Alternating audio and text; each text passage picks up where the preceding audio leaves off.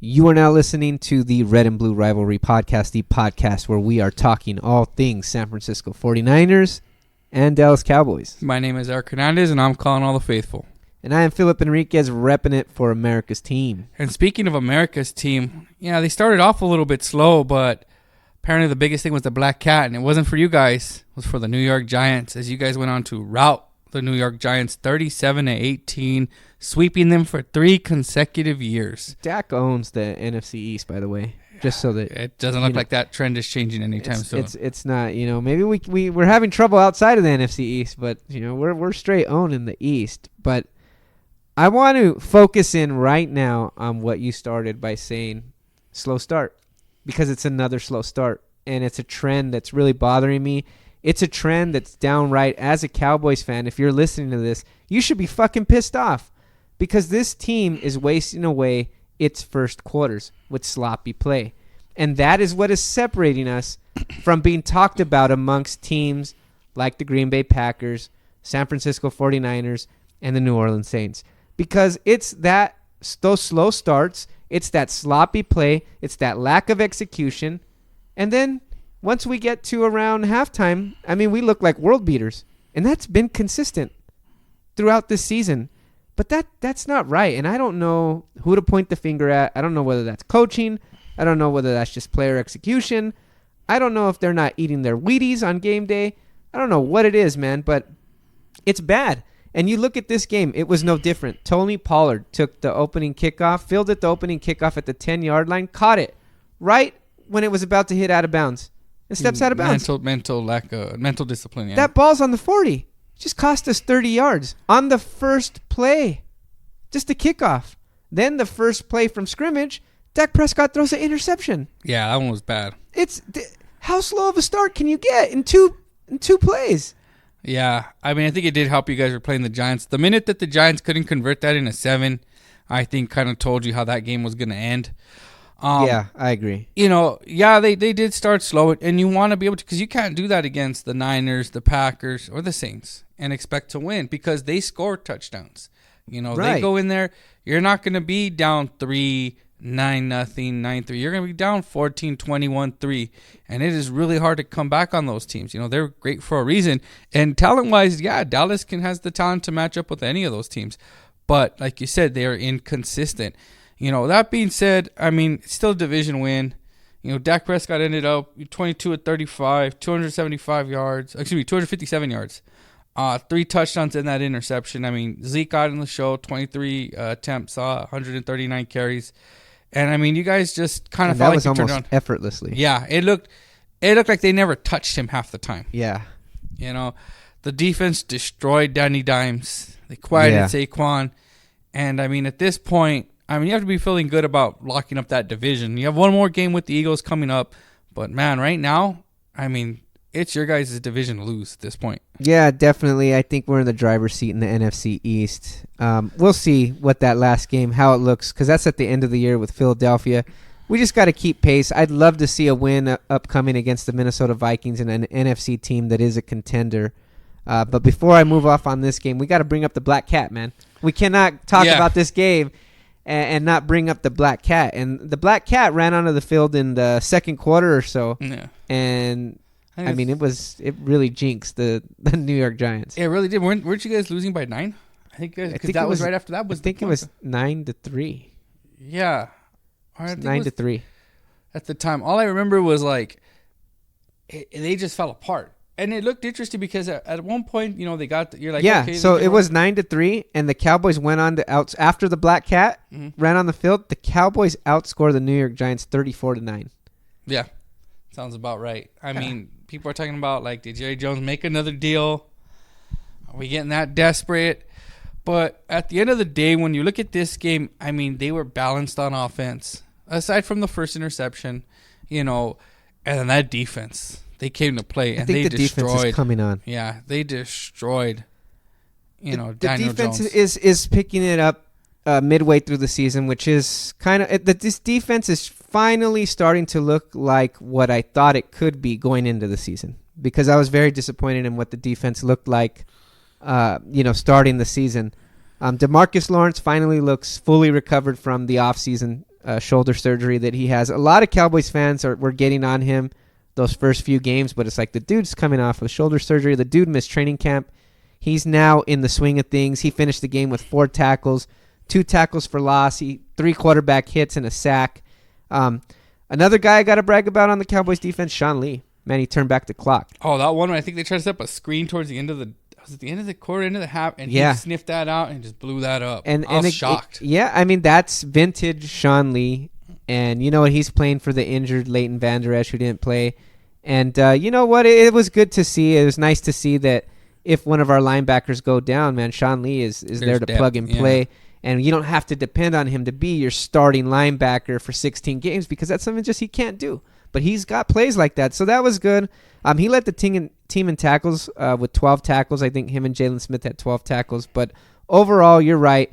The Cowboys are in the driver's seat. I'm not going to brag about beating the New York Giants, but it's a division win, and I'll take it. Michael Bennett also got a sack. He created some pressures. He looked good. I think that might be what kind of helps to turn around this defense. So I'm excited. Yeah, you're excited because I know that Michael Bennett, I mean, we always think, oh, is he going to be a head case? But you know what? I think with New England, he's, said nothing negative about New England, was really positive, really appreciated Belichick. It was just a bad fit. So it kind of tells you that, maybe he's matured a little bit as far as on the field. He's not going to be a knucklehead. And, man, you can't not have enough pass rushers, enough pressure on that D-line. And right now, when I look at them, I mean, it's hard to see them not winning that division. But if they want to reach the ultimate goal that Cowboy fans tell me they're looking for, and that's to get to the Super Bowl or to get to the NFC Championship game, you got to beat teams like the one you're going to be facing this week and an old friend in Kirk Cousins. Yeah, Kirk Cousins traveling down with his Minnesota Vikings to Dallas. Minnesota comes into this game at 6-3. Dallas at 5-3. The Cowboys, I believe you said, were favored by a field goal. Yeah, it's a pick 'em game for the most part. So yeah, Dallas being at home, that's worth about 3 points. It's a pick 'em. But I'm confident. I'm confident the Cowboys are going to get the job done because I'm confident. Back to what we were talking about on our regular podcast when we were doing the picks, Kirk Cousins struggles in primetime games. It's well documented. It's no secret. You don't need to be an analyst or anybody in analytics to see the dude just doesn't get it done in prime time. No, and I mean, that's been my knock on him for the longest. Like, I will never forget talking to you and I have friends that are NFC East, like Cowboys fans, and they would tell me about Kirk Cousins. Then I'd watch Kirk Cousins and I'd be like, this is the guy you guys tell me about? He's not that good. He's a guy that puts up stats when it doesn't matter. Yeah, it's a lot of. He's empty calories. He really is. He's empty calories. You know what? He didn't have that bad of a game, but some of his throws were off. He threw 50% completion percentage. What's weird is he was 19 of 38, but he threw for just 220 yards. There was a lot of misses. Yeah. And he had 3 touchdowns, so that's impressive. No interceptions.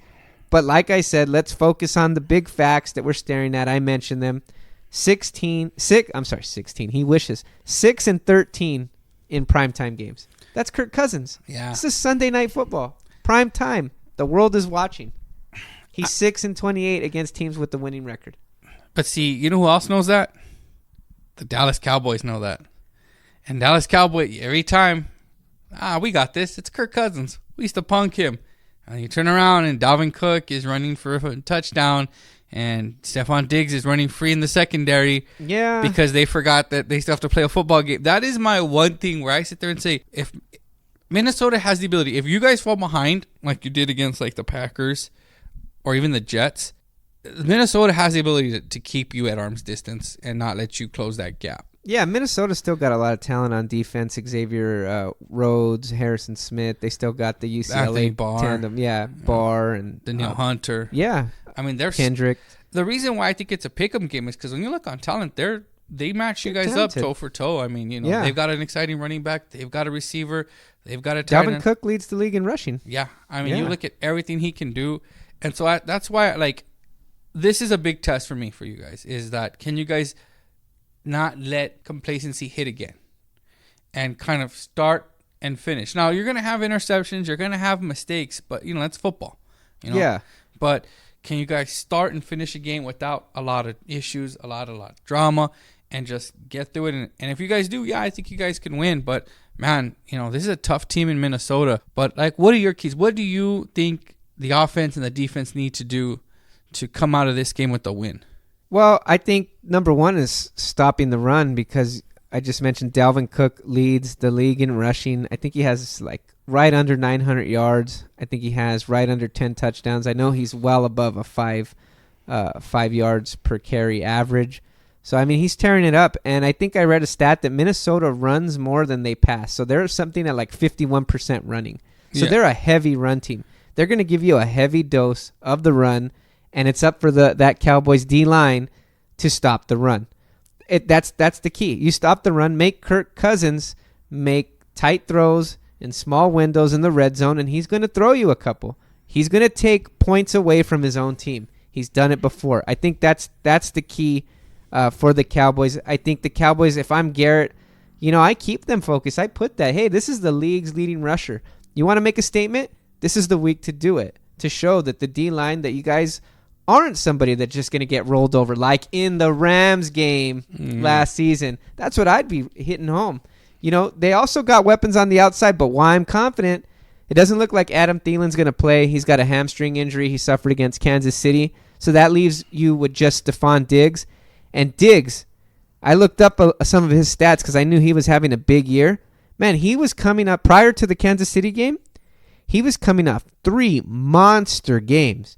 He had 167 yards and 3 touchdowns against Philadelphia, followed up by a 143-yard performance against Detroit and another 143-yard performance against Washington. I mean, that's a tear for 3 games. But then Adam Thielen hurts himself on the other side, and Stephon Diggs finished with 4 yards. 1 catch for 4 yards against Kansas City. That's without Thielen. So be there, yeah. I'm hoping that's the difference. Dallas can lock in on Diggs, take him out of the game and make the Laquan Treadwell beat you. Oh, yeah. First round bust. Right. The first round bust himself. So hopefully, things are looking good. I do believe in Zimmer's defense, but even that defense was giving up big plays against Kansas City. And if Dallas can just not shoot themselves in the foot, they have a couple of big plays in them as well. So I'm confident. In the end, I'm going to say this. I'm going to predict that the Cowboys win this game by a score of, say, like 31-27. Should be close, but I think Cousins is going to take some points off the board, and hopefully we'll be talking about some big victories next week.